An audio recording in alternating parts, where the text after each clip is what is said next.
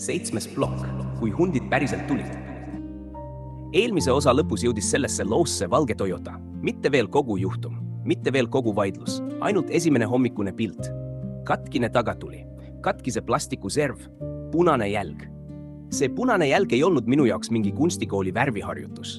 Ma ei seisnud seal hommikul ega mõelnud, huvitav toon, ilus kontrast, punane valgel pinnal. Ei, ma vaatasin seda ja sain inimlikult aru, keegi oli ennast siin vigastanud. Või vähemalt nii see meile paistis, mulle, mu naisele, mu pojale. Me ei pidanud selleks olema eksperdid. See oli lihtsalt esimene inimlik arusaamine. Hommikul seisis meie auto maja ees jälgedega, mida eelmisel õhtul seal ei olnud. Aga et sellest hommikust aru saada, tuleb minna tagasi öösse. 31. augusti öösse, umbes kella 3 paiku. Mina magasin või olin poolunes. Selles olekus, kus inimene ei ole enam päris unes, aga ei ole ka veel päriselt siin maailmas tagasi. Seal, kus mõistus veel ei tegele sokkide, töö, arvetega ega sellega, miks mõni asi peab alati katki minema just siis, kui raha oleks mujale vaja. Väljast kostsid tugevad mütsatused, löögilaadsed helid, hääled, valjem rääkimine, karjumine. Aga meie majal on topeltklaasid.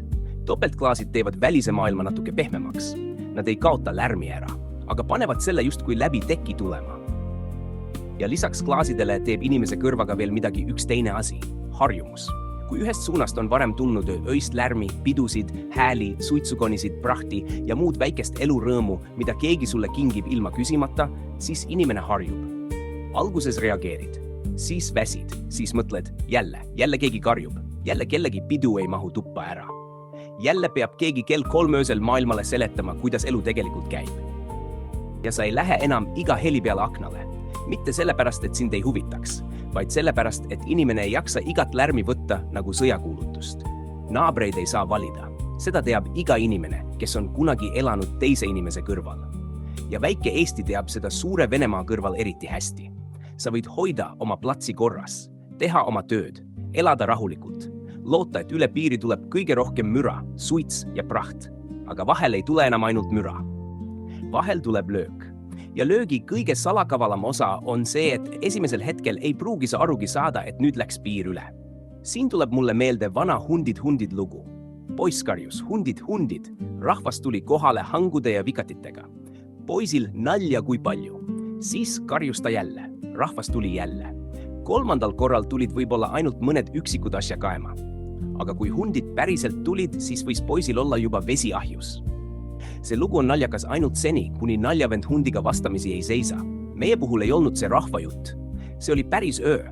Mina kuulsin ööd. Mu naine nägi ööd. See vahe on oluline. Mina ei näinud tol hetkel aknast välja. Mina kuulsin läbi poolune mütsatusi, hääli ja karjumist. Aga tema ärkas rohkem üles. Ta on kergema unega. Ta oli varemgi läinud akna juurde vaatama, kui väljast jälle midagi kostis. Sel ööl läks ta samuti akna juurde. Magamistoa aknast näeb maja ette. Tänavale, parkimisalale. Tänavavalgustus oli piisav, et näha, mis väljas toimub. Ja seal ta nägi 2 meest. Maja ees, naaberkinnistu läheduses. Üks neist oli mees, keda ta oli varem selle naaberkinnistu juures näinud. Mitte korra kuskil kaugelt, vaid korduvalt, nii et ta tundis ta ära. Ja siis nägi ta midagi, mida inimene ei oota kell 3 öösel oma maja ees näha. Jalgratas oli meie Toyota Yarise kapoti peal. Teine mees tõstis selle kapoti pealt ära. Viis aia poole ja viskas üle aia tagasi. Samal ajal oli teine mees lähedal müüri juures. Ärritunud, liikus edasi-tagasi.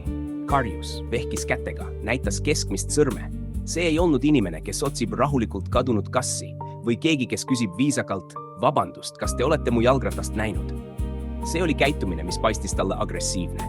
Teine mees püüdis teda rahustada. Umbes sõnadega, calm down, let's go. Rahune maha, lähme ära.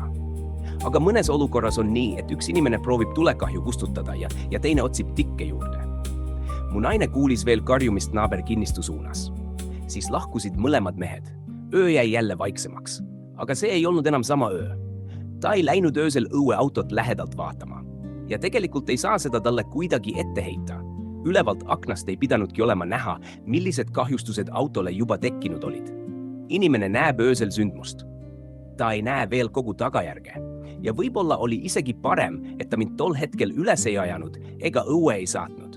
Sellele küsimusele ei ole kindlat vastust.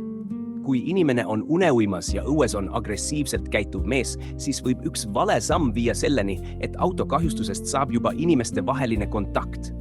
Võib-olla hoidis see ära midagi hullemat. Me ei tea. Mina ei saanud sel hetkel aru, et need helid, mida ma poolunes kuulsin, võivad olla seotud meie autoga. Seda tuleb ausalt öelda. Mina ei olnud tol ööl kangelane aknal. Ma ei hüpanud voodist välja, mõõk käes ja mantel lehvimas. Kui üldse midagi lehvis, siis võib-olla tekk kuskil pooleldi peal. Ma olin inimene, kes oli väsinud öisest lärmist. Inimene, kes kuulis midagi, aga ei pannud seda veel õigesse kohta.